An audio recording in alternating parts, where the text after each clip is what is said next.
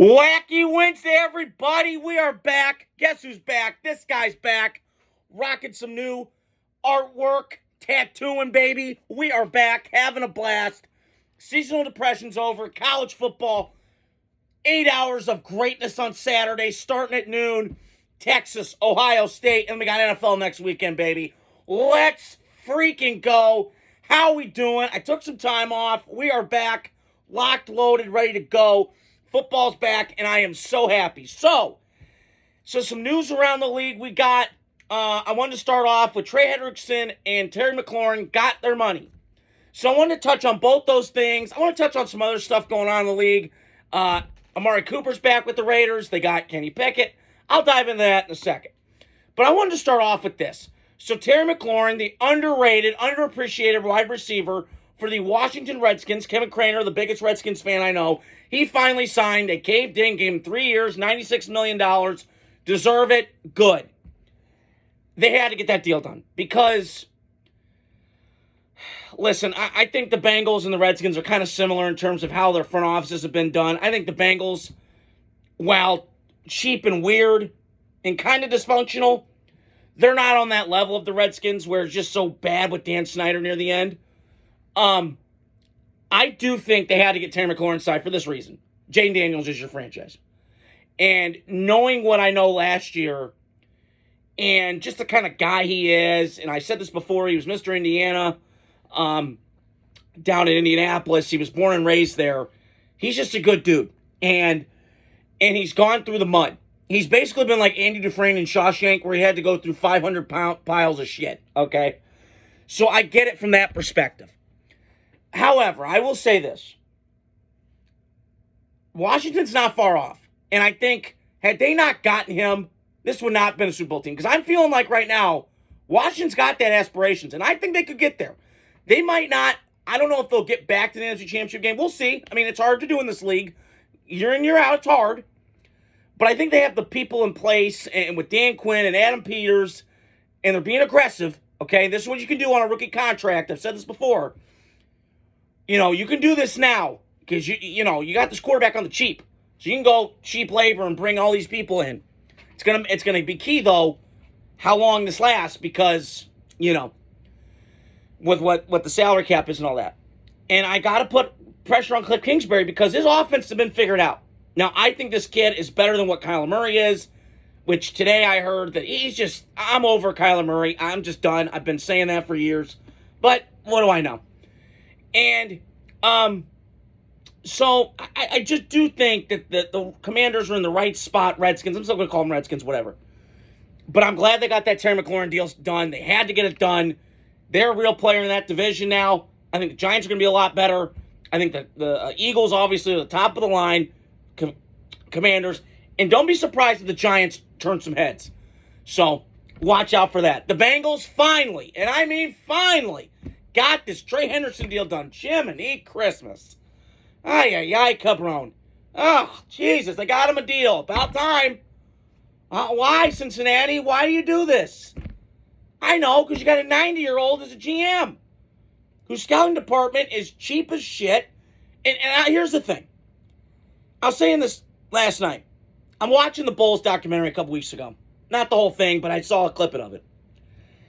There's one thing I'm very passionate about, and you guys know me, I love football as much as it is that you cannot fake, and I mean this wholeheartedly, cannot fake cheap. And the Bengals, shame on you. You are a cheap organization. You're a joke. You had one quarterback leave the franchise and say, get me out of here.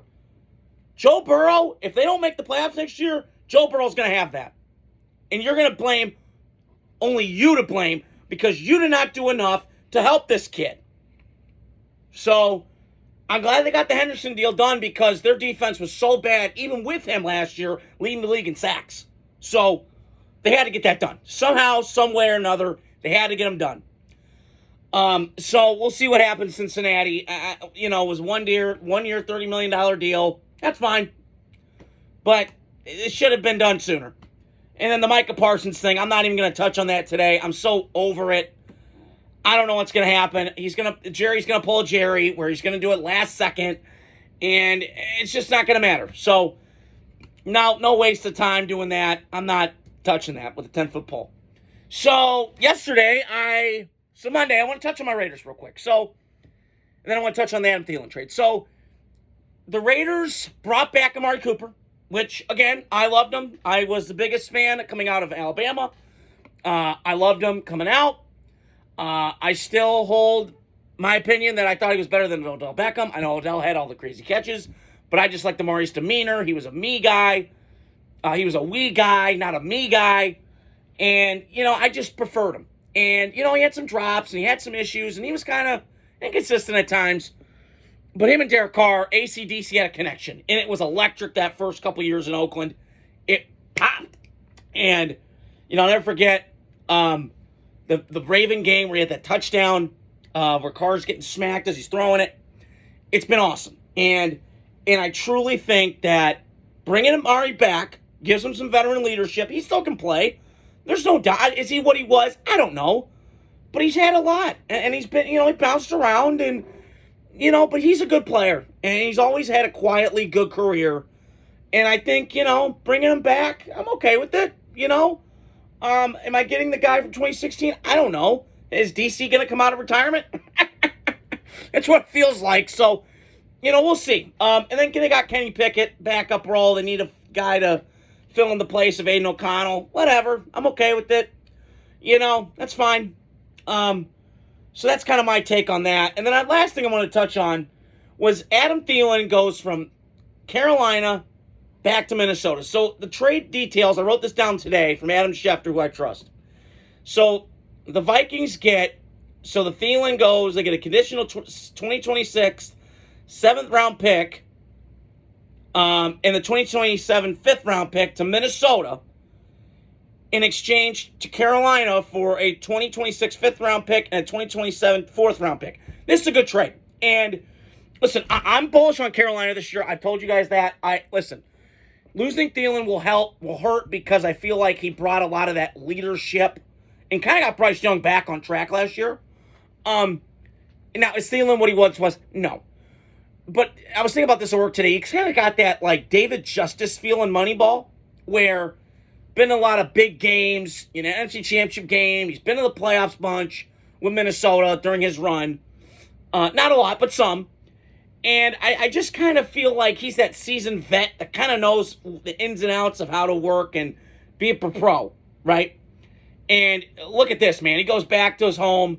He's born and raised in Minnesota. He goes back there. And now Minnesota, like, this is do or die for J.J. McCarthy. I'm not saying, like, he can't get another team and succeed somewhere else. But this is, like, handpicked. I mean, what better place you got? Think about it. You have it made. Like, you've got a stacked offensive line, a retooled offensive line. You're going to get Addison's out the first couple games, but you still got Justin Jefferson. You have all these guys around. Like, this is your time. I think him and Bryce Young. Now, I think Bryce has got a little bit, I don't know, kind of a hot seat, but I think JJ's on the biggest microscope because Minnesota's expected to be good again. Like, Carolina's expected to be, like, pretty good, but not great yet. And so it's just going to be very fascinating to me how both those guys pan out. And I'm just so glad football's back. Thank you.